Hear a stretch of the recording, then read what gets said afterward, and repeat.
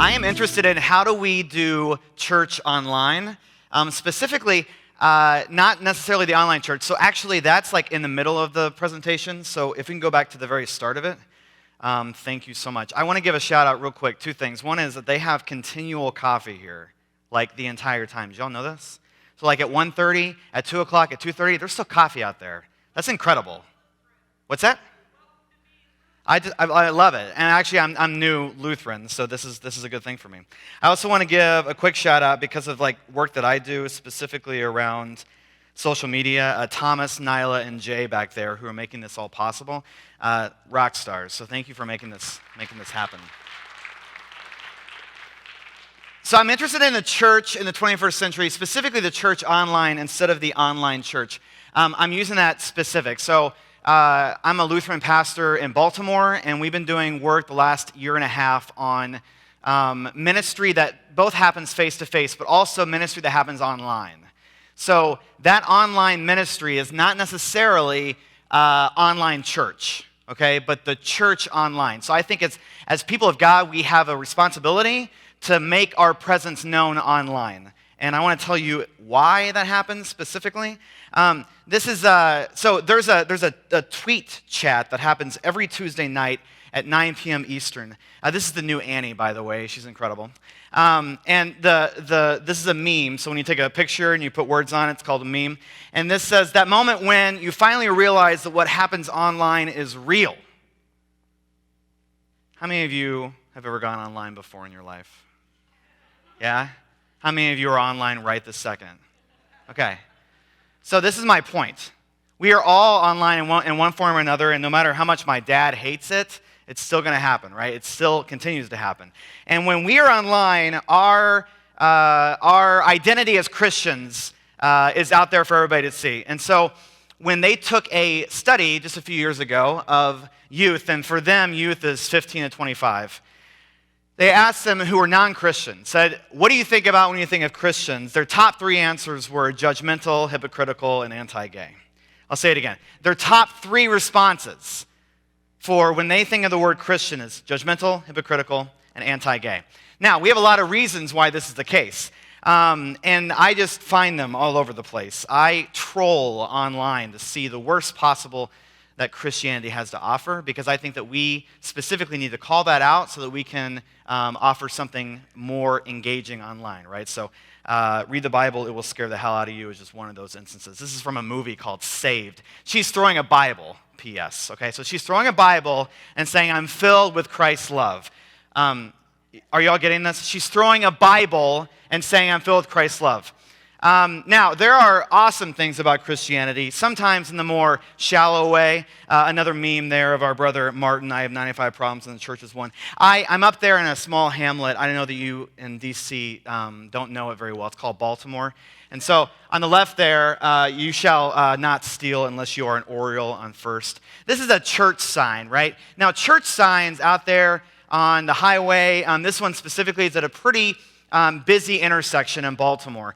And I love that they have signs that don't make me want to slap somebody, that it's actually interesting or engaging signs, because so many people see them when they're on the street or when they're driving by. Now, I think our online ministry is this times a million, right? So like, I don't know if you all remember, but when the internets first happened, right, it was called the Information Superhighway, or was that before even? Maybe the Information Superhighway is something even before that.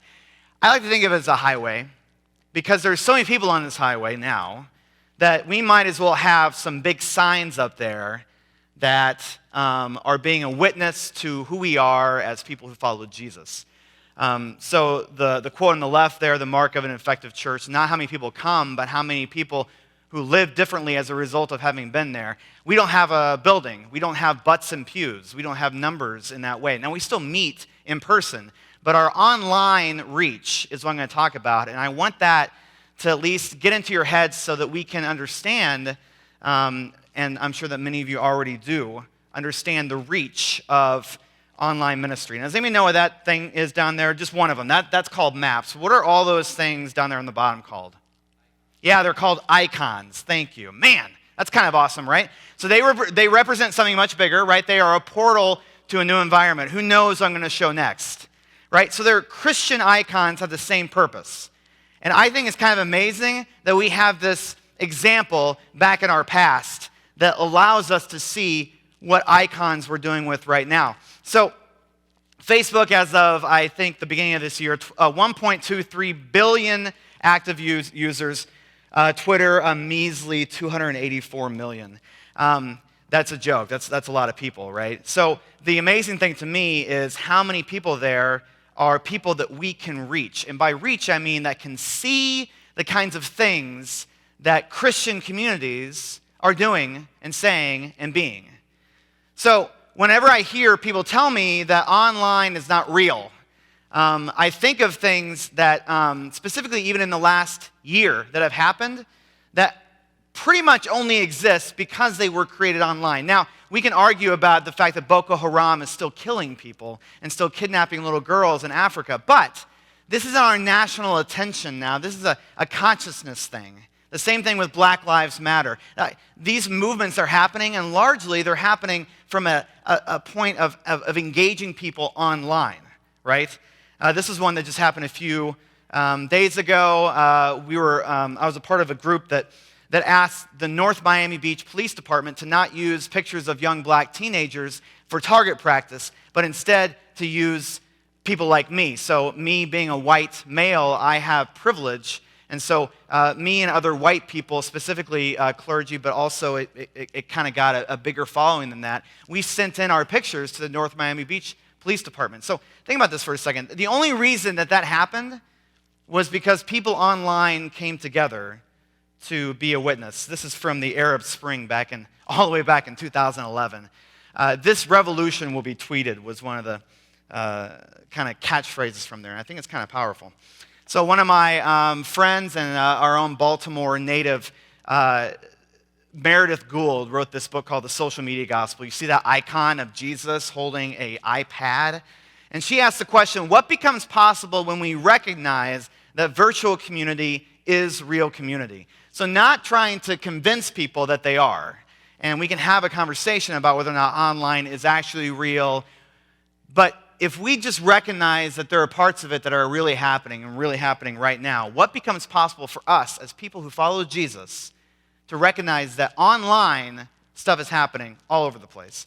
So Meredith took this prayer that's attributed to Teresa of Avila, and she changed it in a way that I thought was phenomenal. And it was so phenomenal that we create videos once a week as part of our online creation content up in Baltimore. So it goes beyond Baltimore. And so one of the videos that we created, I took this and I made a video.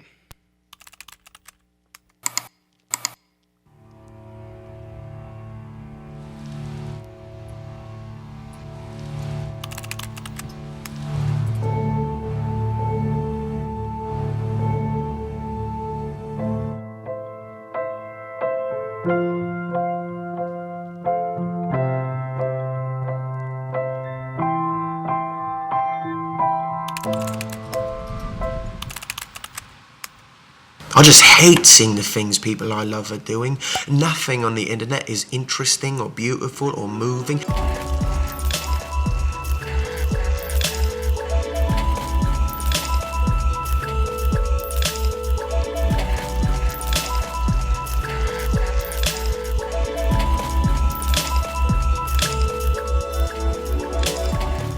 Poetry, beauty, romance, love. These are what we stay alive for. If the powerful play goes on and you may contribute a verse.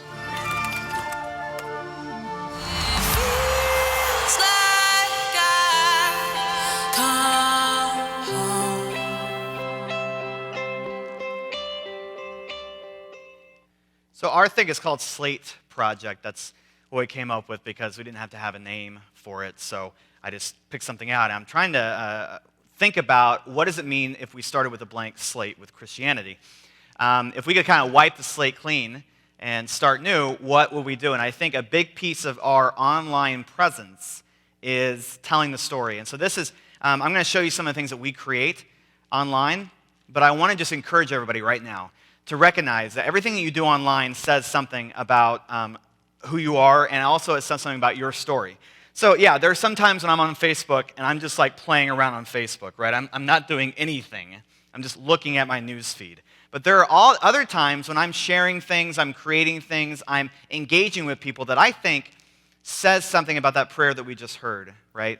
That says something about God and God's love. And so I think our presence online is a big deal, and sometimes we don't take it that seriously. So we do content creation. Now, on Thursdays, all across the world, they do this thing called Throwback Thursday, and they throw up that hashtag there, TBT. So, for instance, if I was a God-fearing Facebook user, I would put up this picture of me from a wedding 5 years ago. It's Throwback Thursday. There's me 5 years ago. Look how young and awesome I looked. And yay, Throwback Thursday, right? Now, we do the same thing. We use the same hashtag. And hashtags are basically just like digital bookmarks. When you click on it, hyperlink comes up. You see everybody who's ever used that TBT in the last 5 minutes, 5 hours, 5 days, whatever. So we do the same thing with our online content, except that we do ancient, amazing wisdom from ancient, amazing sources. So a lot of times it's quotations, although there are exceptions. This is a picture. I don't know if you've seen this before. This is a picture from a forensic anthropologist back in 2002 took bones from a first century Galilean peasant and used the technology at that time, which is pretty impressive, to create what Jesus may have looked like. I love using this picture of Jesus, especially with kids, because I have yet to see an actual I have yet to see a picture of Jesus that actually looks like maybe he could have lived in the Middle East 2,000 years ago. And so I love this picture for that reason. So then we took that and we put some words over it, and I crowdsourced. I asked people from all across the country, what are things that Jesus was not? If you could just name some things that Jesus was not. And I took all those and I created this image. So that's one thing that we put out there, one Thursday. We also do a weekly blog that we call Jesus Coffee Mondays, because coffee is amazing, Jesus is amazing, it's a win-win. And so we create this blog, and this is just one of them that we created. The tagline up there is top 7 things people think are in the Bible that totally aren't. As of right now, this has got over 500,000 views. Just this one thing that was able to get traction. And the stuff that we do online matters, and we've been just doing this for about a year and a half, but we have some traction. Unfortunately, a lot of times we use social media, especially in our faith communities, as a way to just say, hey, here's when worship is happening, or here's when we meet together for brunch, or whatever. What we're doing is trying to create online content that is an end in and of itself, okay? So we also do this thing called Slate Speak Saturdays. It's a digital sermon of sorts, and we do different things. So we have a Bible Unplugged thing where we take storytelling. We have Christians reading mean tweets. We have honest Christian trailers. A lot of these things are things that have gotten traction online that we're making our own. And I'm actually going to skip this video because I'm running out of time. And so, for instance, I trolled, I just put in a hashtag Bible one day on Twitter. And I ran across this woman here, Henri Fuentes. I don't know her. I've never met her before. I don't even know where she lives. But she tweeted out that being born gay is an automatic sin, and I do not believe the Bible because it's not something I did willingly. I cannot turn the right way. Okay, so I read that because I was doing ministry online, and I was trying to find mean Christian tweets. Well, here's a not a mean Christian tweet, but a tweet from somebody who had been hurt by Christianity. And so I responded to her online, right? And this thing could only have happened online. Now, how do I measure this for instance, the Delaware and Maryland Synod, who is paying me to be a mission developer in Baltimore? It's hard to do that. But this is one instance that I like to name as a way of saying that what happened online was real. At least in some way it was real, okay? So then I just want to talk about reach real quick, because when people pick up your stuff, it's kind of amazing. Facebook right now, it will let you know how many people have liked your thing, how many people have shared your content, and then how many people it's reached. So this specific one, over 1,800 people saw this in their news feed. Again, hard to measure, but yet in some ways it's even more, I give more numbers to my people than some traditional parishes, because I know the number of people who have liked or shared something, who have watched it. And then sometimes when it gets picked up by bigger outlets, so that Jesus one I showed you, it had over 40 shares on from our Facebook page. But then somebody else picked up on it, and this guy's named Unvirtuous Abbey, and he's got a much bigger following. So then it was shared 771 times from that Facebook page. And so a lot more people engaged with it. And then we did this thing called If Martin Luther Quotations Were Motivational Posters. Again, we're trying to create online content that at least offers up a different way of engaging with Christianity. I don't know if you know, Martin Luther had a potty mouth, right? He did not really like, it seemed like he didn't really like a lot of people. And so he would write to them, or he would write in his own letters. And so we took a lot of those quotes and we made them to be like motivational posters. Here's one of my favorite ones, right? So this is Martin Luther. Even if your writings were from an angel from heaven, I would take this horrible document, and after having used it as toilet paper, wipe its nose. This is our founding guy, y'all, right? Yes. Okay. So we are a community. We post on BuzzFeed. BuzzFeed is pretty shallow. It just kind of throws up different things, 20 different Jennifer Aniston hairstyles or whatever. We put it on there. Over 505,000 people clicked on that. At a certain point, they saw this If Martin Luther Quotations Were Motivational Posters.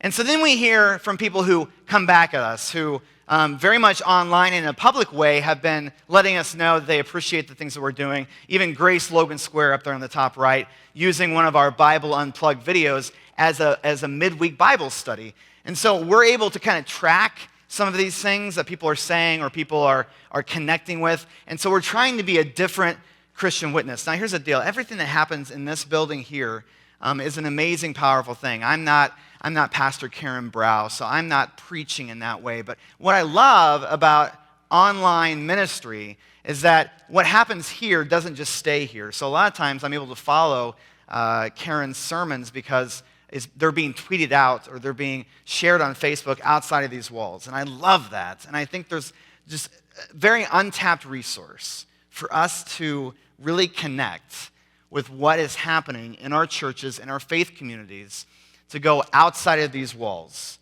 and to connect with people that we might never even meet and yet could really, really, really hear kind of a powerful message of God and God's love. Thank you for your time.